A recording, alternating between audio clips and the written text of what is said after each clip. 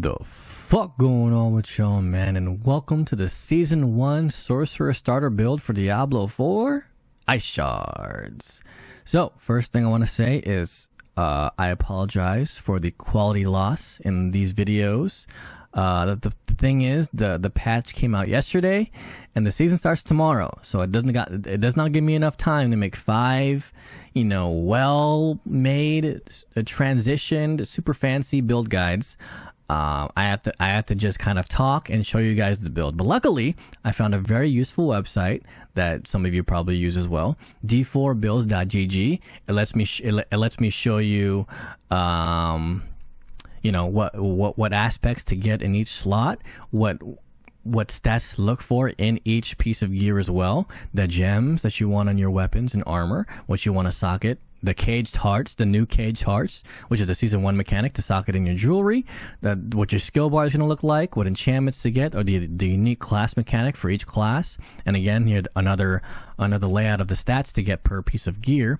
It even shows the skill tree. You can even put it by order in which you get the skills. Very good. You can show the whole last Paragon board. It shows you the stats of all the things put together. You can even put in some notes here and there, and even showcase a little YouTube video. So it's a very useful website that I'm probably going to be using from now on. So yes, there will be a quality drop in these videos, but I think the content will be better because it's just super easy to use. You can hover over it, you can change what you don't like into something that you do like. It's just a very easy tool to use, and I'll be using this from now on, probably. So with that being said, let's get started with the starter build for Diablo 4 Ice Shards, which I think this is the best starter for sorcerers, which is not saying much because sorcerers, much like druids, are kind of very weak early game, and sorcerers might be the worst class in the game because they're weak early game and they're not really that strong end game. So it is what it is, but I feel like I still got to make a guide for those, stay true sorcerer players, which I know some of you out there exist. Personally, I'm a rogue / necromancer player, but I have played Sorcerer, I have played Ice Shards, and it's okay. It's okay. So let's go over it. For the leveling process, I would focus on getting 3 aspects. The first one is the most important, is Piercing Cold, which makes Ice Shard pierce and deals less damage per hit, but it does pierce enemies, so it does add to your AoE, which is very important. And this, along with the Fireball enchantment, lets us have a nice bit of AoE so we don't have to keep spamming down one enemy at a time. So there's that, and then of course the one of our ring aspects that we want to use while leveling is using a cooldown. Prodigies using a cooldown restores 25 mana. All builds in Diablo 4 have a resource generation problem, and anything that stops that is a really good aspect or a really good stat. And this, if used correctly, like if you spam Ice Shards, don't have any mana, then use all your cooldowns, you have full mana again to spam Ice Shards. So this is very good, but make sure you use it correctly, okay? And the next aspect of that you want to use on our ring is Aspect of Control, which increases our damage to frozen enemies, and because Frost Nova freezes enemies all around us pretty much, this will give us a lot of fucking damage, okay? So there's that. The gems that you want to use in your weapons are emeralds for critical strike damage against vulnerable enemies, and they're pretty much always going to be vulnerable, so there's that. And of course, the gems that you want to socket in your armor are rubies for more life. It's a pretty squishy build, but with a combination of barriers and life, maybe you'll be okay. Now let's go over the main skills. So here are the main skills that we're going to use for our skill bar. Blizzard. Blizzard is It's less used for the damage, and mostly you want to chill, freeze, and the third modifier here, which while you have an active Blizzard, your core skills cost 20% less mana, and we want to spam Ice Charge as much as possible. So this with Prodigies, with our cooldowns, with Blizzard, with our key passive that we take. It's all built around Ice Shards and having us spam this ability as much as possible. So that's why Blizzard exists, okay? Next is our movement skill ability, Teleport. I mean, self-explanatory here. We use this to move around fast, to initiate, to get in a nice spot, or to get out of a shitty situation, teleport. Frost Nova, personally my favorite skill because it freezes all enemies, including elites. It does not freeze bosses though, but it does apply vulnerable to bosses. But yeah, so it normally how you want to play builds like this, you want to gather up all the enemies in one spot, pop the Frost Nova, and then beat their ass with ice shards. That's normally how you're going to kill stuff. Otherwise, you'll just be wasting your cooldowns killing one thing at a time, okay? So make sure you're getting full use out of Frost Nova. And then here are our barrier skills. Flame Shield, I mostly use Flame Shield to break out of CC, and then I mostly use Ice Armor to gain a nice barrier. So different uses here, but nice defensive skills to have. And of course, the enchantments that we want to use for this build, I explained it, but we want to use the Fireball enchantment to help with our AoE. This build does like AoE because the Ice Shard is mostly a single target skill. So this helps us have a little bit of AoE, you know what I'm saying? And of course we get the Ice Shard enchantment because it's our main ability. So of course we get the enchantment, okay? So that's the leveling process. Now let's go over what order to get the skills. So this website is so good, it tells you what level to get the skills in order of them, all right? And here is, it even tells you when I've respect into a different type of ability. So obviously we start out with Arc Lash using our generating mana, but then we change that into Blizzard because that also generates mana in some kind of way. You know what I'm saying? So don't forget the respecs, get all abilities in this order. And this also assumes you have Renown, the extra 10 Renown skill points from getting Renown 3 in all regions. Assuming you've played a character before season 1. So there's that, and the order. I'm not gonna talk about the full passive point. That'll take way too damn long. But I have already talked about the main skills, and just know that all these passive points help the build in some way. It gives them more damage, gives them more defense, gives them more mana regeneration, gives them barriers on top of, you know, takes advantage of chilling stats, all that good shit.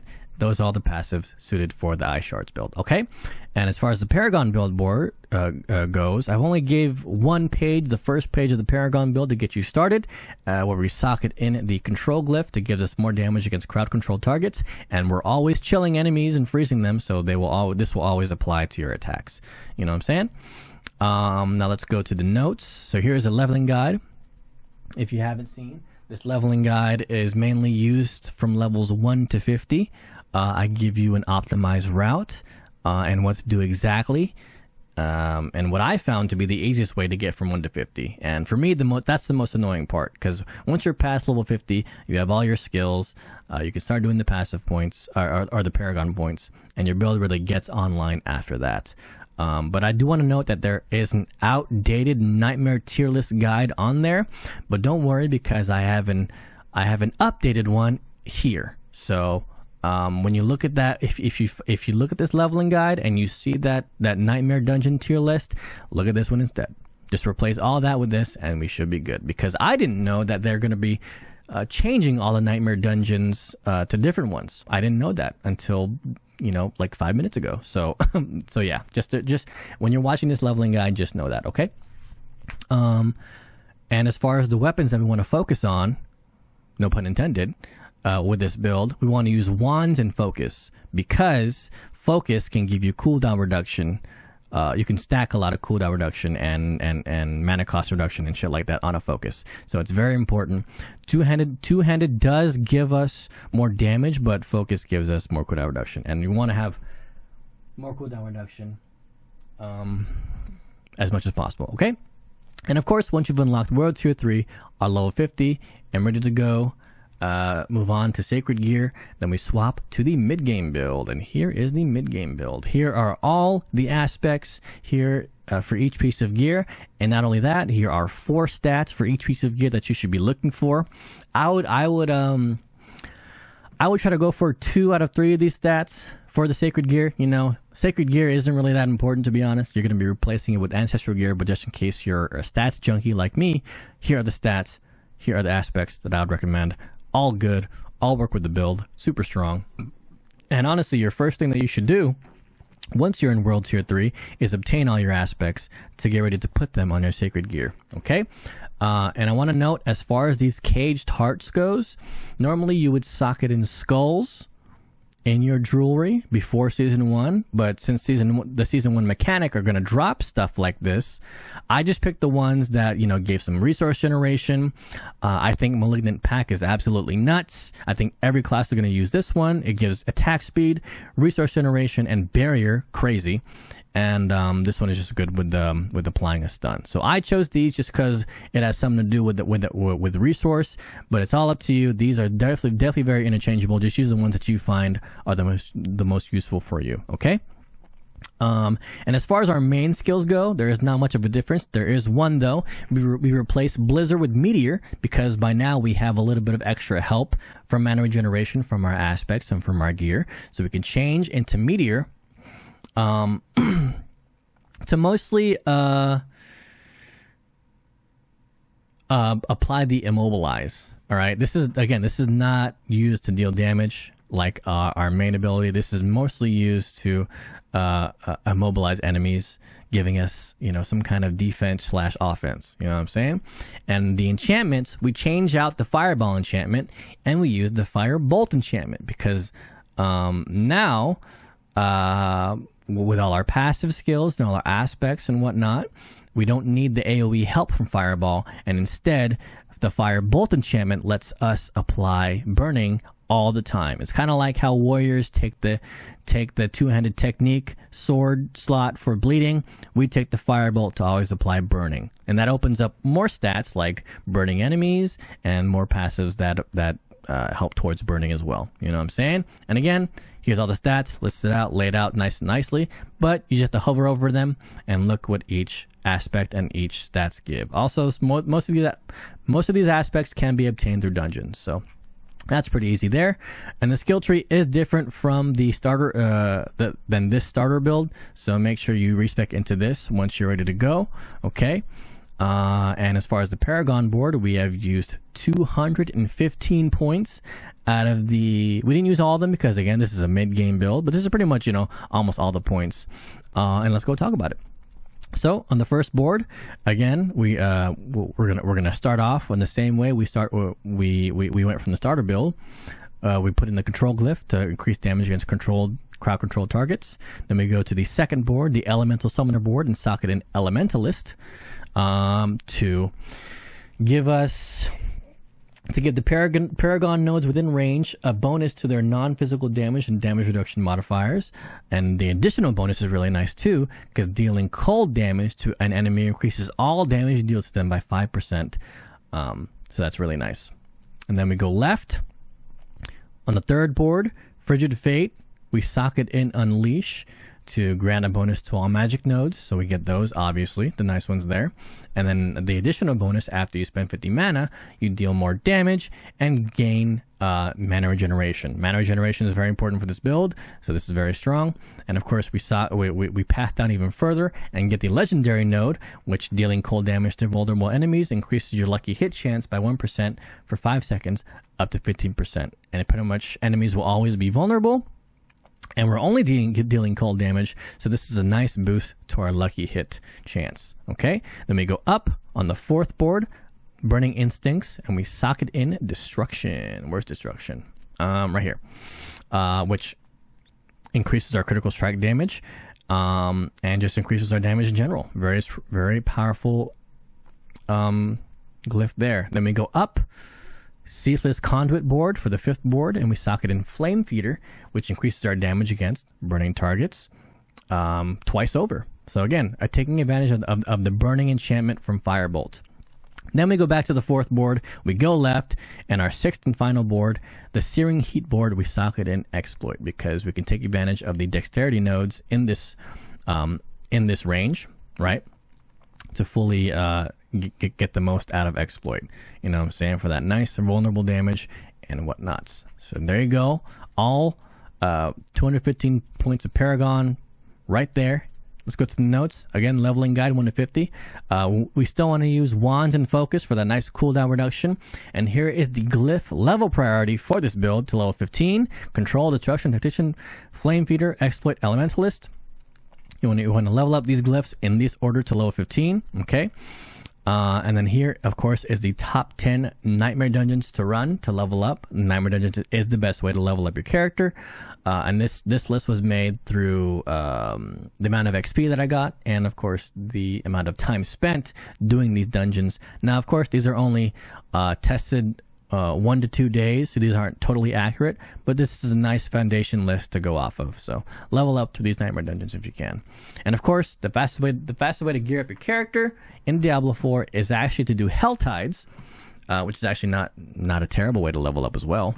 But Hell Tides gear you up fast. You could even target farm uniques with helms, with the chests that give specific helms and weapons and armor pieces and whatnot. And of course, it is the best way to get Forgotten Souls, which is the most important material in the game. Forgotten Souls is what lets you upgrade your gear fully and will let you enchant your gear to give them perfect stats. Okay, but once you have obtained the unique chest Raymond of the Infinite and fix your mana problems, then we can go ahead and swap to the final Sorcerer build. And this one kind of slaps. Okay, so Raymond of the Infinite.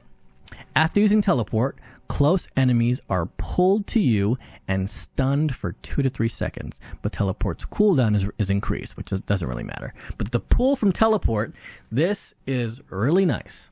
This lets you not only use your mobile skill, but it pulls enemies and stuns them. So this is how you initiate fights. You initiate fights like this, boom, and then you hit them with a Frost Nova, and then they're going to be dead, pretty much, with Raymond of the Infinite. Okay, same aspects. I don't believe we change any of the aspects. We just change the chest. Yeah, we just changed the chest. This crazy ass chest. We use the same abilities, I believe. Yes, we use the same abilities, same enchantments and whatnot. Let me actually check if we use the same abilities. Boom, boom, boom. Same abilities. I believe we do. Yeah, we use the same abilities. Same enchantments. It's just the chest. Same stats that we're looking for. You know what I'm saying? There is a different part of the skill tree only at the end. So normally we would use Avalanche for the starter build and the mid game build, but for this one we use Shatter because it's just better for this build. You know what I'm saying? And it also it helps with AoE as well. Okay. And as far as the Paragon board, I believe we do a full change for the Paragon board. We fully swap from the mid-game Paragon board to an entirely different one with our full points, 225, which I'll explain very briefly. Elementalist, we start with that instead. Second board, we go up. Destruction, critical strike damage. Then we go up again. Frigid Fate, put Tactician in there. Okay. Then we go back to the second board. Go left. Static Surge, you know what I'm saying? Burning damage. Then we go down. Put in Control there. Okay. Go back to the fourth board. Go left. And then we do the exploit, Searing Heat combo again. Okay. So a different Paragon board, but again, luckily respecking is pretty cheap in this game. So yeah. And then the notes to finish it off: leveling guide 1 to 50. Again, we're still gonna be using wands and focus because of that nice cooldown reduction, and the glyph leveling priority to 21 is, I believe, a bit different from the 15. Yes, it is different. See, from to level 15 you're gonna do this, but to level 21 you're gonna do this order, right? Slightly different, just because they're just stronger that way. Okay, and of course here is another same list of Nightmare Dungeons to run. And the same advice on Hell Tides, on how to gear up and to farm Forgotten Souls. And that's pretty much it. That's pretty much it. Again, I'm sorry for the quality loss in these videos. I'm sorry if I'm kind of talking fast. I have to pump these videos out as fast as possible because this season comes out tomorrow. But, you know, if I miss anything, or if you miss anything, or if you don't want to hear my annoying voice, just look at the links down below in the description, because I will link all 3 of these build guides: the starter build, the mid-game build, and the end-game build for Ice Shards down below in the description, along with the interactive map and along with a nice Helltide mystery chest tracker. So a bunch of useful stuff in the description. Don't forget to look at those. But yeah, if you guys found any of this guide useful, any of this video useful, then I'm super glad. And if you didn't, that's all good. If some parts of this build that you disagree with, then feel free to do whatever you want. Feel free to change some things out. Feel free to take what you like. Feel free to discard what you don't. It's just a build template for those who need a build template. You know what I'm saying? But if you did find it useful, then that's fucking awesome, man. I have now made a Season 1 starter build for each class.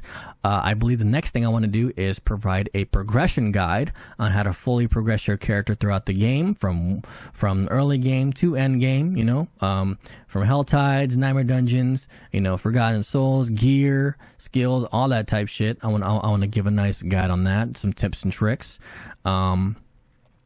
And I also have a bunch of other video ideas. So pre-season 1, I made all the classes so I could trial them out. I got all of them to level 80 plus. You know what I'm saying? I got to fully play pretty much each class and test out their aspects and whatnot. For this season, for season 1, I think I'll be focusing only on one character because, leveling all 5 classes takes a lot of goddamn time out of my schedule. And I have a full-time job and I'm married, so I can't really do that anymore. But I will focus on one class. I will still play a lot. I plan on playing Rogue. I plan on playing Twisting Blades and breeze through the early game, breeze through the end game, and make a fully unstoppable character, and then make some more content on that.